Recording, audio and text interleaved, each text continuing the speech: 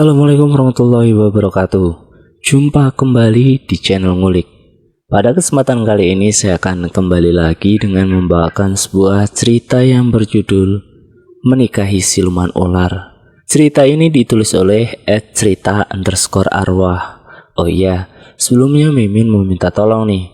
Tolong bantu subscribe channel baru Mimin ya, supaya Mimin semakin giat lagi untuk upload video setiap harinya. Yuk, daripada kita lama-lama, langsung saja kita masuk dalam ceritanya.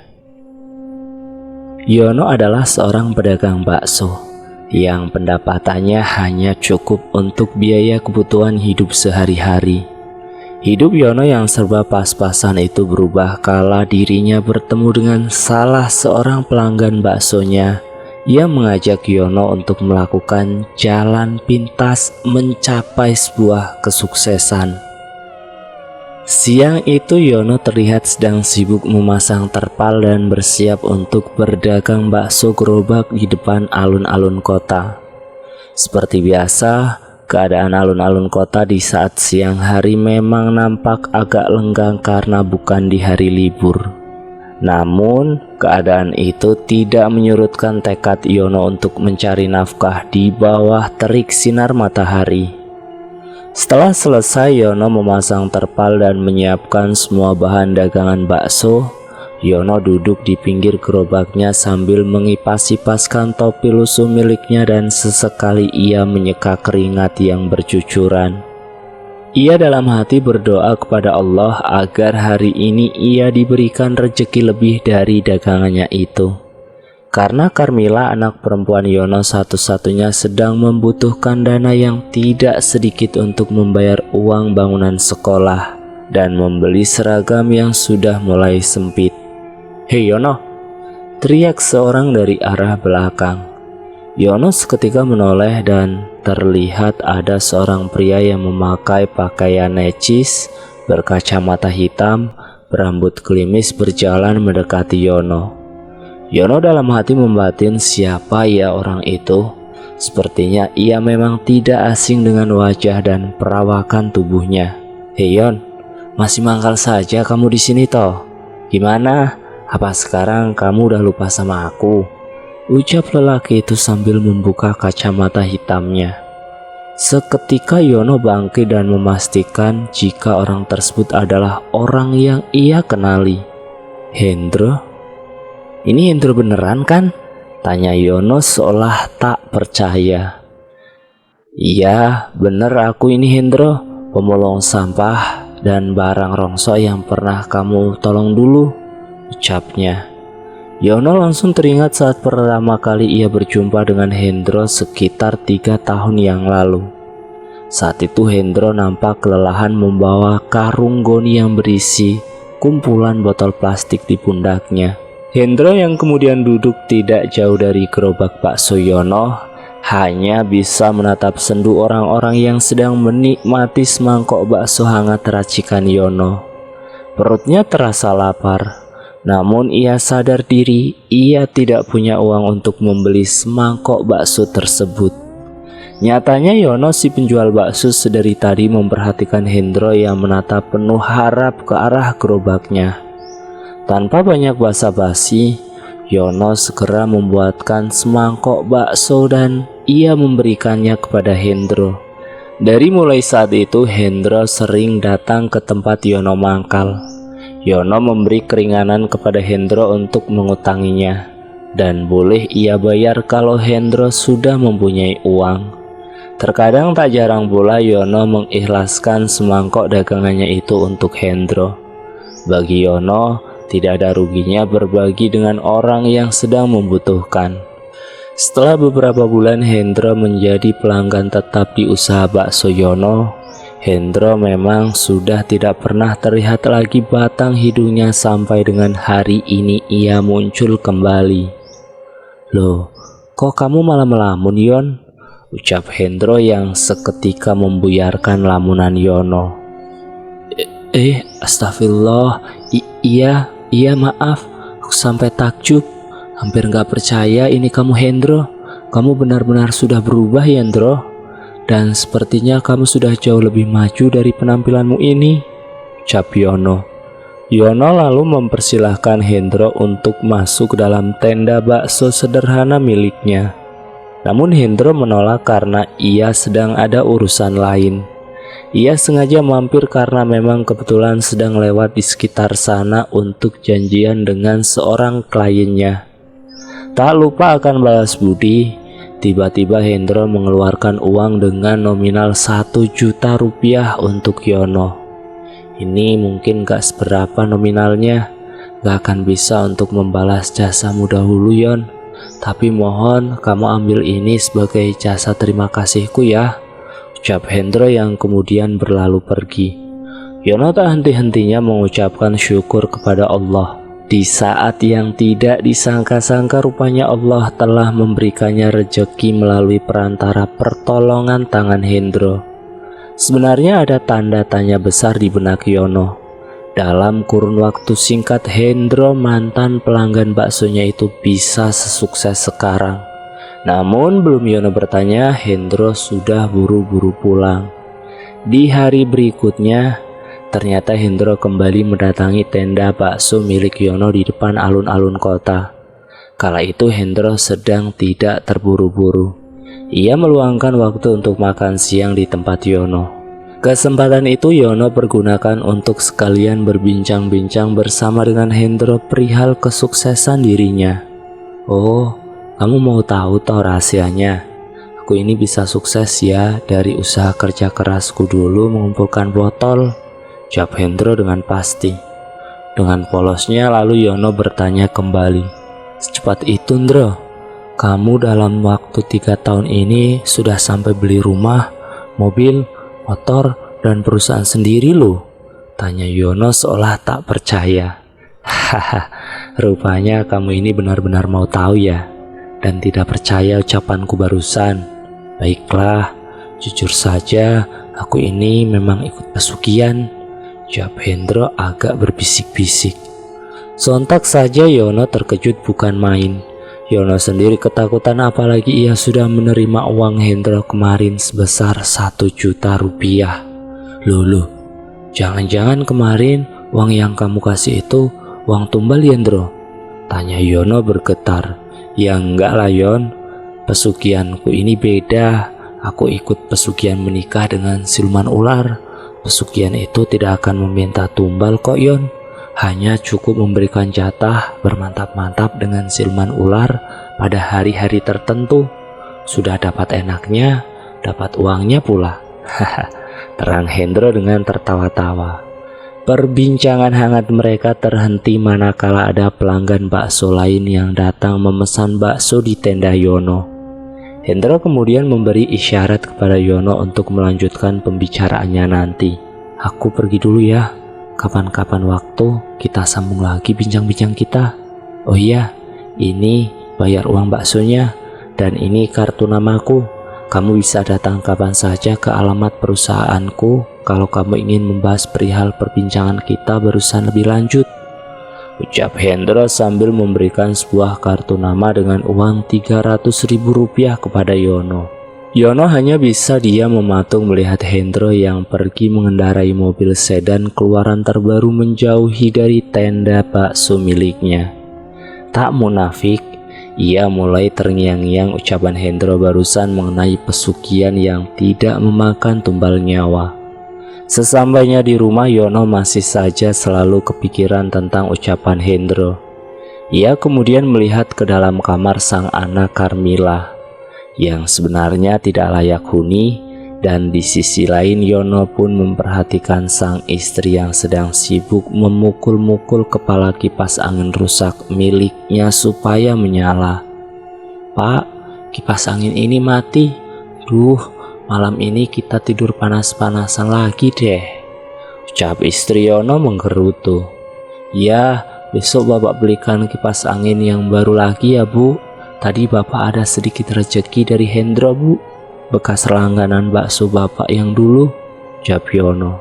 Yono kemudian menceritakan kepada istrinya itu tentang siapa Hendro dan bagaimana ceritanya. Di luar dugaan rupanya istri Yono malah menyetujui dan mendukung suaminya itu untuk mengikuti jejak Hendro. Jujur saja pak, Ibu tuh udah capek hidup susah terus. Dari kecil udah hidup susah dan pas-pasan, sampai punya anak pun masih saja hidup begini. Ibu juga kepingin loh Pak merasakan menjadi orang kaya, walaupun lewat jalan pintas pesugihan. Toh pesugihan itu kan gak memakan tumbal toh Pak. Kenapa nggak Bapak coba saja Pak? Jawab istrinya. Pengakuan istrinya itu rupanya tambah membulatkan tekad Yono untuk mengikuti jejak Hendro.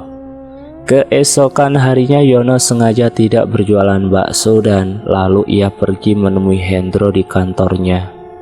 Wah, hebat sekali ya si Hendro ini. Kantornya bagus, bahkan rumah kontrakanku pun tidak sebagus kantor Hendro, batinnya dalam hati. Tak lama muncul Hendro dari balik ruangan dan meminta Yono untuk masuk. Mata Yono terus bergerilya melihat suasana di ruang kantor Hendro. Rasanya seperti mimpi. Yono melihat keadaan Hendro yang duduk di hadapannya itu sebagai bos, sedangkan beberapa tahun kemarin Hendro duduk di dalam tenda bakso miliknya dengan keadaan yang lebih memprihatinkan daripada Yono. Loh, kok malah melamun lagi saja kamu Yon? Tanya Hendro sambil tertawa. Yono hanya mengangguk, salah tingkah berbicara dengan orang kaya di hadapannya. Dan tanpa basa-basi Hendro langsung menjelaskan lebih rinci mengenai pesugihannya itu. Hendro menjelaskan awalnya ia sendiri tidak pernah bermimpi menjadi orang kaya. Jangankan untuk bermimpi, sekedar berhayal saja ia tidak berani. Dari hari ke hari ia hanya bisa meratapi nasibnya sebagai pemulung dengan pendapatan yang tidak seberapa. Entah berapa kali ia harus menahan lapar dan haus karena himpitan keadaan ekonomi. Sampai pada akhirnya saat ia sedang mengangkut barang rongsok di rumah Pak Edi, ia tidak sengaja mendengar Pak Edi membicarakan tentang kuncen dan pesugihan dengan seorang tamu di depan teras rumahnya. Hendra terus menguping pembicaraan Pak Edi secara diam-diam. Dan ia pun mengingat-ingat rumah si kuncen yang berada di daerah pesisir Jawa Tengah menurut ucapan Pak Edi. Bermodalkan nekat, Hendro yang hanya membawa uang sebesar Rp20.000 itu akhirnya bisa sampai ke tempat yang dimaksud dengan cara ikut menumpang truk atau kendaraan besar yang melintas dengan cuma-cuma. Begitu sampai di rumah si kuncen, Hendro yang sudah kelelahan dan menahan haus serta lapar selama perjalanan langsung ambruk di halaman rumah si kuncen. Karena rasa iba si kuncen, ia lalu menyambut hangat kedatangan Hendro. Luar biasa sekali kamu bisa sejauh ini datang ke tempatku dengan hanya bermodalkan nekat. Saya yakin jika kamu bertemu dengan Nyai Sanca Pangestu, pasti ia akan langsung memilihmu, ucap Mbah Kuncen. Mbah Kuncen lalu menjelaskan jika tidak sembarang orang yang datang ke sini untuk menikah dengan Nyai Sanca akan dikabulkan atau terpilih. Perlu tekad dan niat di dalam hati yang kuat.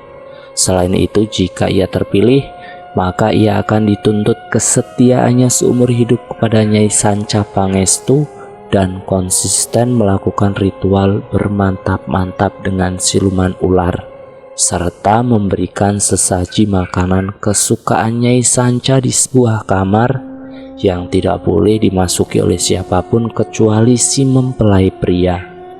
Mendengar hal tersebut, Hendro menjadi sangat antusias. Ia menyanggupi semua persyaratan yang Kuncen berikan itu. Tepat di malam Senin Pahing, Hendro diantar oleh Mbah Kuncen menyusuri jalan setapak rumahnya ke arah dalam hutan. Entah berapa lama mereka berjalan beriringan di tengah malam gelap gulita. Akhirnya si Mbah Kuncen menghentikan langkahnya di depan sebuah goa. Hendro lantas dipersilahkan masuk dalam goa itu. Namun baru saja beberapa langkah Hendro masuk, rasanya kepalanya amat sangat pusing mencium bau aroma pekat dupa dan wewangian kemenyan, serta kurangnya oksigen di dalam goa yang gelap gulita sehingga membuat Hendro langsung jatuh tersungkur. Begitu Hendro membuka mata, Ia terkejut manakala di sekelilingnya kini berubah menjadi sebuah altar istana kerajaan. Di depannya terlihat seorang wanita kerajaan cantik yang berbalut busana serba hitam dan memakai mahkota yang berbentuk kepala ular dengan warna emas bersinar. Wanita tersebut mengaku namanya Nyai Sanca Pangestu dan lalu mendekati Hendro sambil tersenyum. Hendro kemudian diarak dayang-dayang Nyai Sanca ke sebuah tempat pemandian. Di sana ia ditelanjangi dan dipinta untuk membersihkan tubuhnya dengan wewangian bunga-bungaan. Setelah selesai mandi dan membasuh diri, ia dibawa ke sebuah kamar besar ala zaman dahulu yang nyatanya sudah ada Nyai Sanca dengan pakaian terbuka. Nyai Sanca lalu memberikan isyarat agar Hendro mencumbui tubuh indahnya layaknya sepasang suami istri. "Sekarang aku ini adalah istrimu, Kang. Aku akan memberikan apapun yang kamu mau, asalkan kamu bisa memberikanku kepuasan batin dan tidak berkhianat," ucap Nyai Sanca lembut berbisik di telinga Hendro.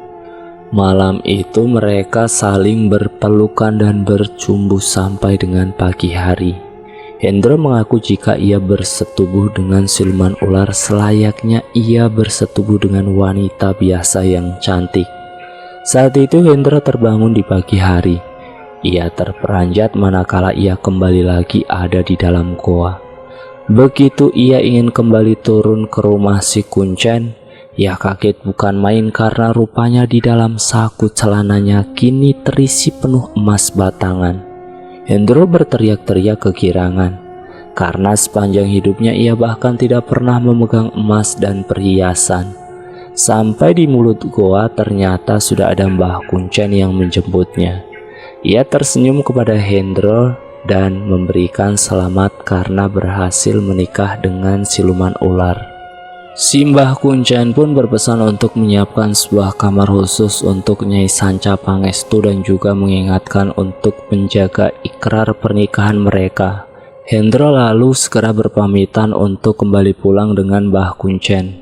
Setibanya Hendro ke tempat tinggalnya yang berada di dalam gang sempit, ia dibuat terperanjat lagi karena dalam karung goni yang ia gunakan untuk mengumpulkan botol nyatanya ada banyak sekali bongkahan emas dan uang berjumlah puluhan bahkan ratusan juta rupiah. Hendro seakan tidak percaya apa yang dilihatnya itu. Untuk membuktikan apakah uang itu benar-benar asli, ia segera mendatangi bank untuk menyetorkan seluruh hartanya tersebut. Hendro yang kumal, dekil dan miskin itu seketika berubah menjadi jutawan. Ia tidak pernah menyangka uang dan perhiasan itu memanglah asli. Ia langsung membelikan uang tersebut, rumah secara cash dan kebutuhan lain-lainnya. Hendro mengaku semakin banyak ia menghabiskan uang, semakin banyak pula pundi-pundi uang goib yang ia dapatkan dari bersetubuh dengan Nyai Sanca. Mendengar banyak informasi dari Hendro, Yono yang sudah tergiur mengikuti jejak langkah Hendro lalu meminta agar ia dibawa ke tempat Kuncen tersebut untuk mempermudah usahanya. Dengan senang hati Hendro lalu mengajak Yono ke Mbah Kuncen perantara Nyai Sanca Pangestu. Namun entah mengapa selama di perjalanan menuju ke sana, hati Yono seperti bertentangan. Perasaannya itu sangat berbeda saat masih di kantor Hendro, saat ia bertekad penuh untuk melakukan pesugihan. Ia selalu terbayang-bayang wajah anaknya Carmila dan istrinya. Ada rasa ragu yang muncul di hati Yono. Apakah jalan yang ia pilih itu salah? Ataukah ia tetap pada pendiriannya untuk nekat melakukan pesugihan karena himpitan ekonomi? Sudahlah. Yono pun hanya bisa pasrah mengikuti Hendro. Begitu sampai di rumah si Mbah Kuncen itu kembali menjelaskan kembali semua persyaratan yang harus dilakukan oleh Yono sebelum memasuki kawasan goa Nyai Sanca Pangestu. Yono yang dari perjalanan hatinya gusar dan ragu, ia menjadi tidak fokus dengan ucapan si Mbah Kuncen. Saat ia memasuki ke dalam goa, ia malah seperti masuk dalam dimensi lain. Bukanlah sebuah altar istana kerajaan yang megah yang ia lihat, melainkan seluruh ruangan berwarna merah darah. Yono terus menyusuri ruangan itu yang seperti tak berujung. Dalam kebingungannya kini ia melihat ada banyak ular hitam di sekelilingnya yang siap untuk mematuk. Untuk sesaat langkah Yono terhenti. Ia yang sangat ketakutan tanpa sengaja membaca-baca surat pendek agar ular itu berhasil enyah dari hadapannya. Yono lalu kembali berjalan lagi sampai pada akhirnya ia menemukan banyak pria yang bertelanjang sedang bersetubuh dengan ular-ular hitam raksasa yang seukuran tubuh manusia. Sontak saja pemandangan itu membuat Yono merasa amat jijik. Ia berusaha berlari untuk keluar, tapi ia seolah berlari-lari di ruangan yang sama dan dengan pemandangan yang sama juga, yaitu persetubuhan antara manusia dan ular. Yono terus membaca surah-surah pendek yang ia bisa sampai pada akhirnya ada sebuah ular hitam yang besar sekali muncul di hadapannya dengan mata yang menyala merah. "Siapa kamu berani datang ke sini? Apa kamu mau menantangku dengan Tuhanmu itu, hai manusia? Lancang sekali kamu. Pergilah dari sini, atau kamu akan kujadikan abdi pemuas nafsuku untuk memperbanyak keturunan siluman ular di dunia," bentaknya. Mulut Yono tak bisa berkata-kata, tubuhnya bergetar hebat.